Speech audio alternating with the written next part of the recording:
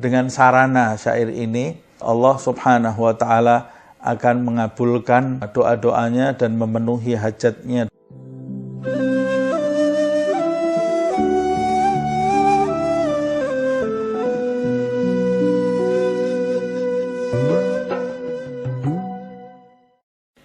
Bismillahirrahmanirrahim. Alhamdulillahirabbil alamin.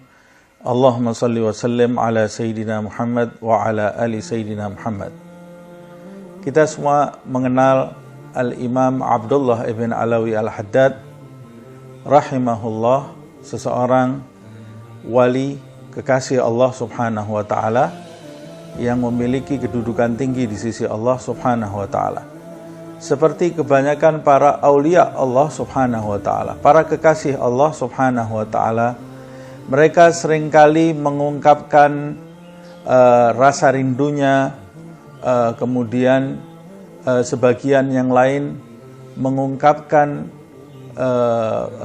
kefakiran dirinya kepada Allah Subhanahu wa taala melalui syair-syair yang syarat dengan makna menunjukkan kedekatan hubungan mereka kepada Allah Subhanahu wa taala. Begitu pula Al-Imam Abdullah ibn Alawi Al-Haddad, dia memiliki banyak sekali syair-syair yang dirangkum di dalam sebuah kitab berjudul Ad-Durrul Mandhum karya Al-Imam Abdullah bin Alawi Al-Haddad yang berisi diwan syair-syair beliau. Siapa yang menelaah kitab itu akan menemukan banyak sekali rahasia ilmu Allah Subhanahu wa taala berkaitan tentang tauhid, tentang sejarah Nabi Muhammad SAW, dan tentang bagaimana menjalani hidup dengan benar. Begitu pula tentang bagaimana seseorang menjalani tahapan-tahapan dalam mendekat kepada Allah Subhanahu wa taala. Di antara syair beliau yang sering kita dengar terutama di bumi Indonesia ini adalah syair qad kafani ilmu rabbi min su'ali wa ikhtiyari. Syair ini ditulis oleh beliau, disebutkan di dalam kitab Durrul Mandhum. Beliau menulis syair ini disampaikan oleh beliau pada saat memiliki suatu hajat kepada Allah Subhanahu wa ta'ala, memiliki hajat kepada Allah Subhanahu wa ta'ala. Kemudian beliau menulis syair ini dan kemudian membacanya selama beberapa waktu, dan beliau sendiri mengatakan bahwa melalui bacaan syair ini yang diilhami pula oleh Allah Subhanahu wa ta'ala, kemudian Allah Subhanahu wa ta'ala mengabulkan hajat beliau secara sempurna dari segala sisi.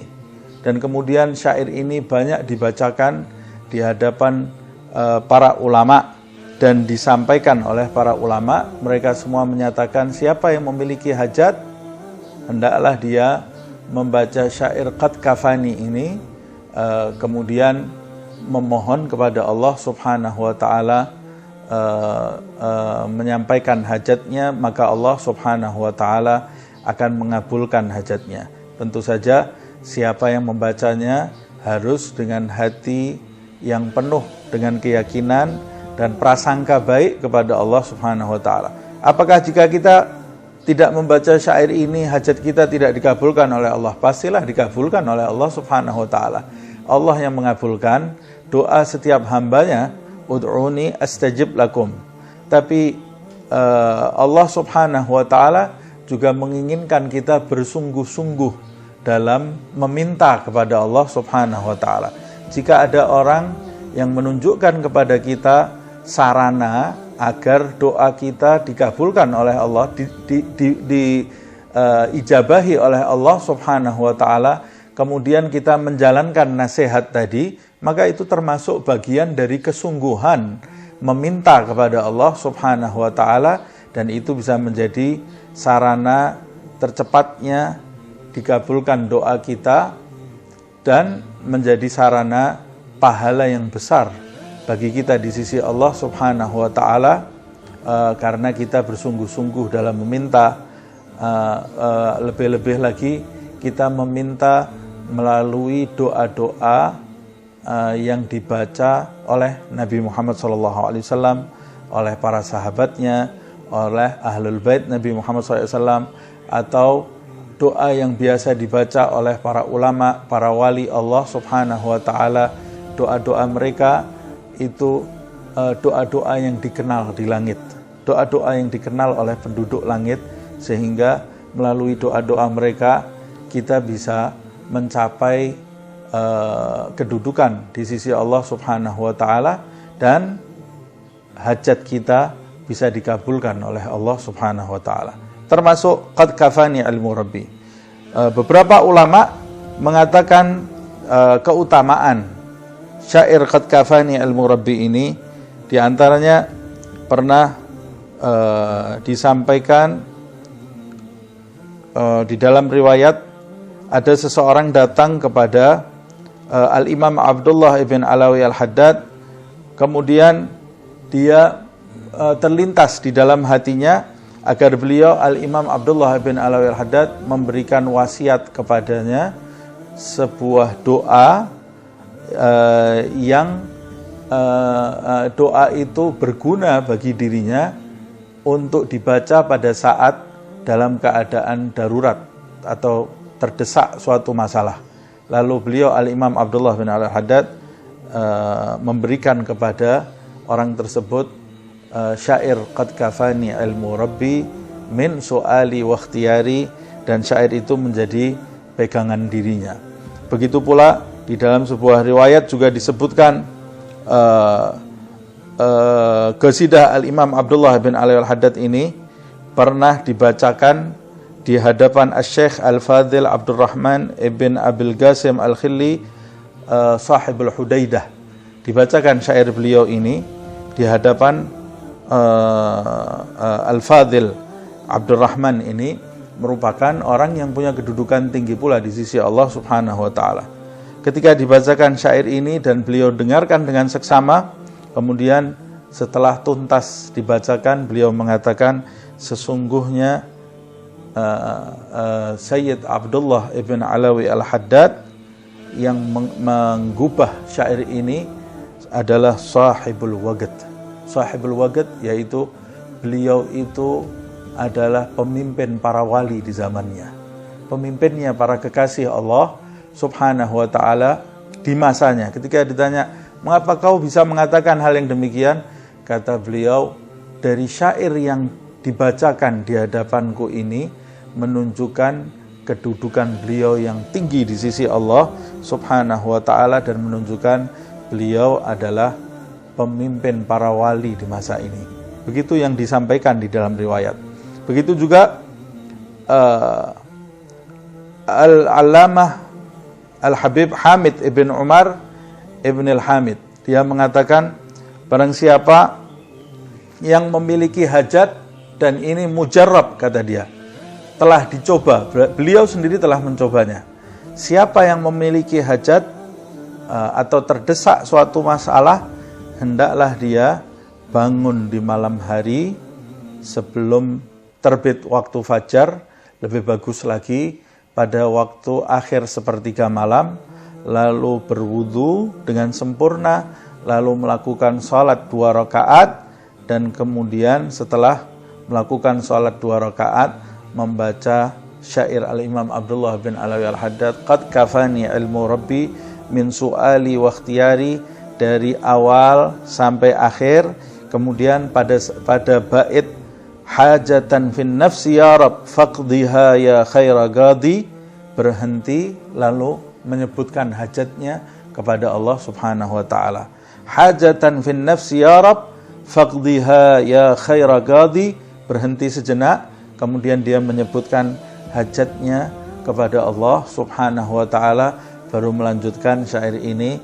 Maka dengan sarana syair ini Allah Subhanahu wa ta'ala akan mengabulkan doa-doanya dan memenuhi hajatnya dengan sempurna. Nah, apakah rahasia dari syair qad kafani ilmu rabbi ini? Apa maknanya?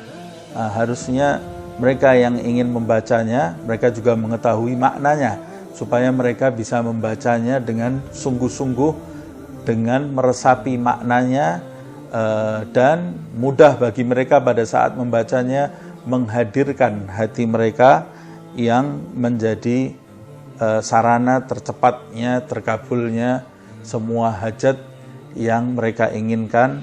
Sebab itu insya Allah kita akan membahas makna dari syair Qad kafani ilmu Rabbi ini sedikit demi sedikit. Semoga kita bisa mengamalkannya di dalam kehidupan sehari-hari dan mendatangkan manfaat bagi kita melalui berkah penulis syair ini dan melalui syairnya dan melalui setiap kekasih Allah Subhanahu wa taala. Semoga Allah Subhanahu wa taala mengembalikan cahaya ilmu mereka, cahaya akhlak mereka dan keberkahan mereka kepada kita. Amin ya rabbal alamin.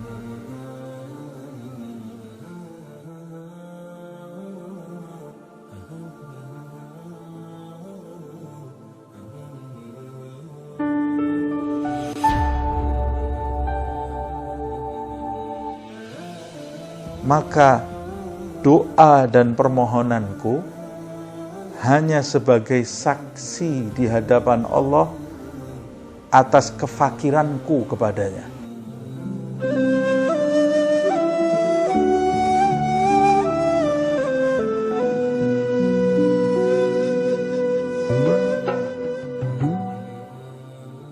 Bismillahirrahmanirrahim. Alhamdulillahirabbil alamin. Allahumma salli wa sallim ala Sayyidina Muhammad wa ala ali Sayyidina Muhammad.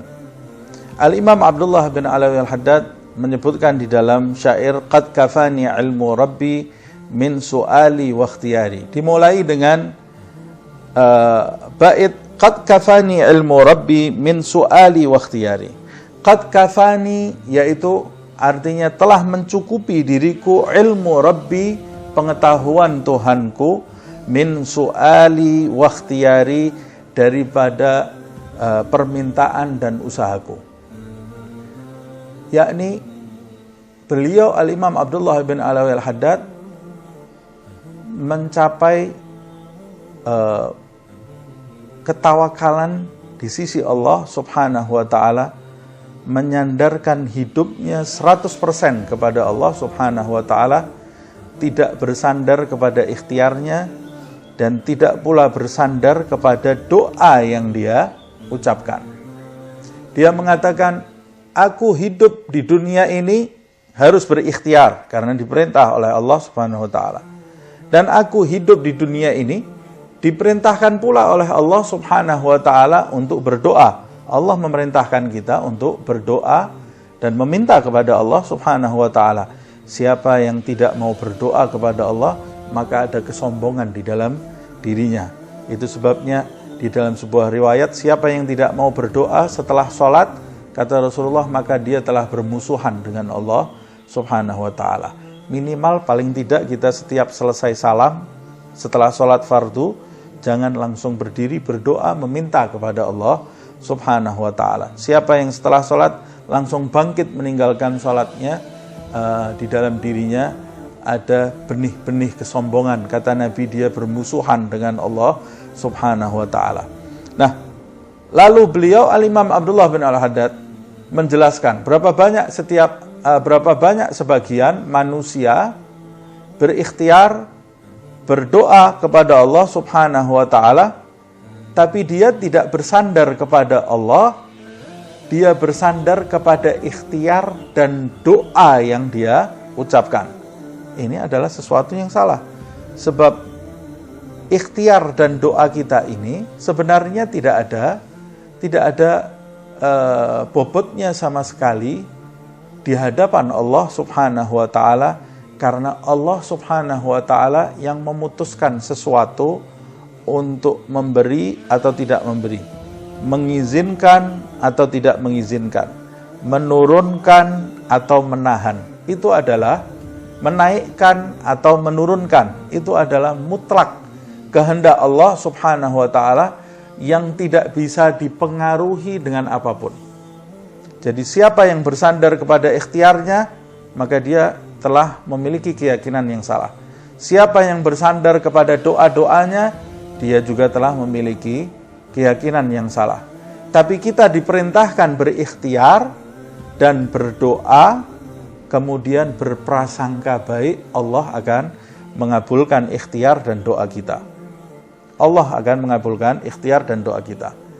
Nah, orang seperti Al-Imam Abdullah ibn Al-Haddad yang memiliki tauhid murni, mencapai kedudukan di sisi Allah subhanahu wa ta'ala, dia memiliki kesadaran yang tinggi dan wawasan yang luas terhadap Allah subhanahu wa ta'ala, sehingga dia pada saat mengucapkan syair ini dia mengatakan, ikhtiar dan doaku itu sebetulnya tidak ada apa-apanya. Karena pada hakikatnya Allah subhanahu wa ta'ala sudah mengetahui kondisi diriku, walaupun aku tidak berikhtiar, walaupun aku tidak meminta, tapi Allah subhanahu wa ta'ala mengetahui diriku, mengetahui kondisi diriku, dan apa yang terbaik untuk aku, walaupun aku tidak menjelaskan hajatku kepada Allah subhanahu wa ta'ala. Sama pula seperti yang disebutkan di dalam sebuah doa,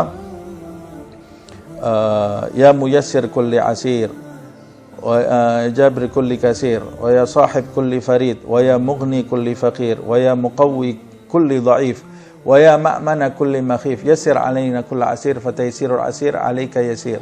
Allahumma hajatuna kathir wa anta alimun biha wa khabir.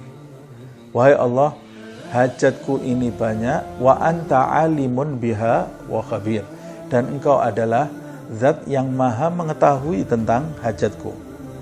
Hajatku ini banyak, walaupun aku tidak menyebutkannya secara rinci, engkau lebih mengetahui apa yang aku perlukan. Nah, begitu seharusnya kita di hadapan Allah subhanahu wa ta'ala.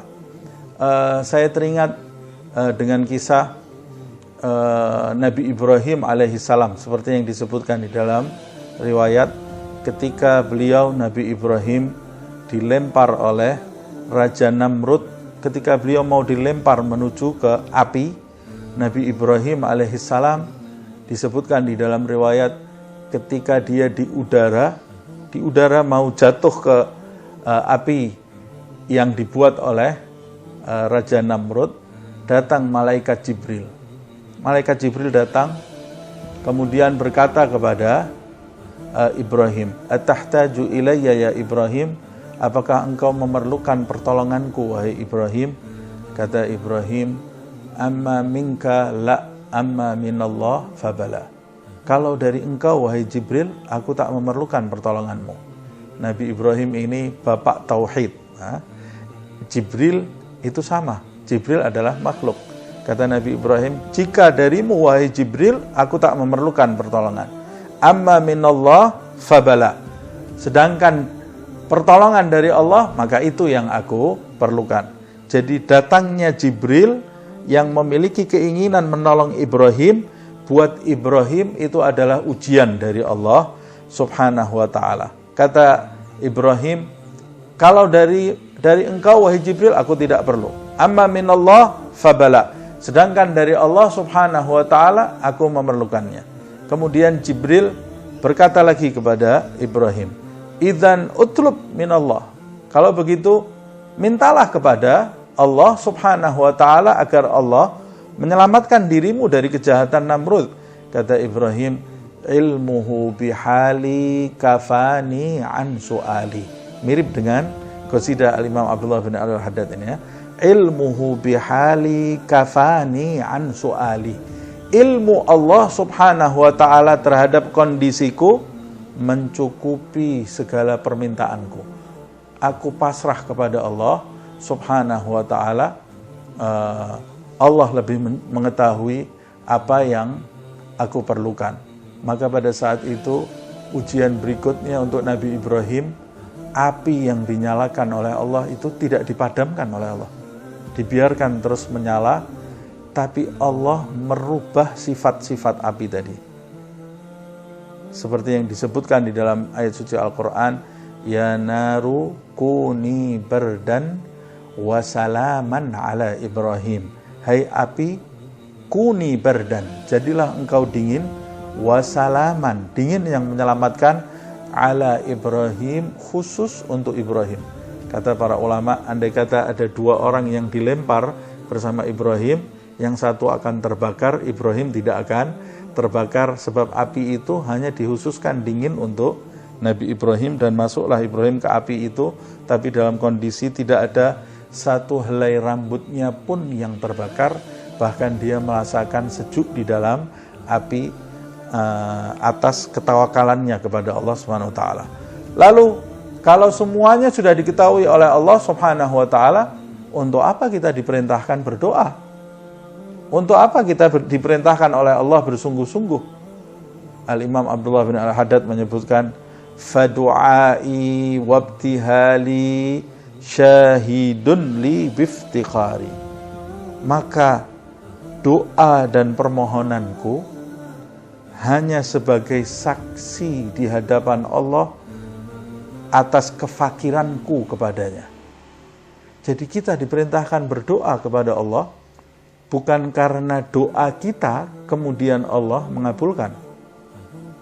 Bukan karena ikhtiar kita kemudian Allah mengabulkan. Allah Subhanahu wa taala keputusannya tidak dipengaruhi dengan apapun. Lalu untuk apa kita berdoa? Untuk apa kita memohon?